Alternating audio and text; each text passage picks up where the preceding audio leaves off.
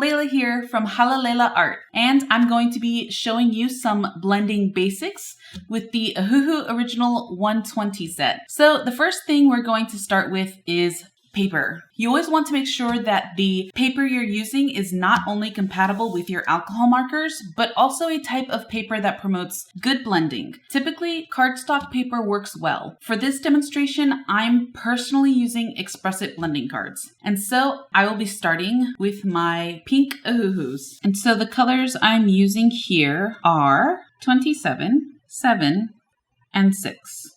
As you can see, I have 8 cute little mermaids, which will be helping me demonstrate how these colors can blend. And next color family are our yellows and oranges. So I'm using 49, 44, and 24. And when using these markers, in order to get really good blends, I always recommend using the chisel nib because so much more ink collects on this side, so it's easier to blend with them like so. For much smaller areas where you'll need the bullet nib, you should have an easier time blending. But if you're filling larger areas, I don't recommend the bullet nib. And now we're moving on to the greens, and I'm using colors 59, 46, and 55. And you'll see here when I'm trying to go from this middle green to this darker green color, the transition can be a bit rough. So I personally like to take my dark green color, 55, and touch the tip to the color 46 in order to get the darker color to rub off on the lighter color. And then I'm able to blend them a little bit more seamlessly just to achieve that smoother transition that I'm looking for. And then I can do the same with the lightest green color that I have and the middle green color, and then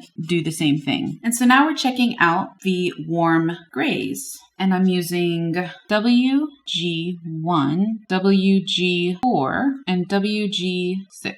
And so you're probably noticing a pattern here, which is I'm using colors most similar to each other. And this is important when building up your blending skills because it's easiest to blend colors that are in the same color family. And now for the blue grays, I'm using colors BG3, BG5, and BG7. And basically always try to keep in mind that better blends happen when the ink is fresh. That way the colors can mix well with each other. And so now with my blues, I'm using 67, 63, and 70. I also want to mention that lighter colors are also easier to mix, and that's because darker colors are just very opaque, so the transition is just harder. But of course, blending your darker colors is certainly not impossible, just takes a little bit more elbow grease. And with my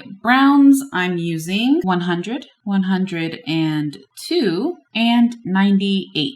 And with your chisel nib, try doing your best to sort of feather your lines a bit. And that just means kind of taking your nib and basically flicking it out a bit. And this sort of motion helps with transitioning between colors as well. And lastly, for my purples, I'm using colors 89, 87, and 81. And so for my last tip, try not to force complementary colors to blend, as they'll tend to just cancel each other out and create a muddy transitional color. And basically, for those who don't know, complementary colors are just colors opposite of each other on the color wheel. Colors like purple and yellow would not make a good blend. And so I hope this short tutorial on basic blending helped you all out. And thanks everyone. Bye.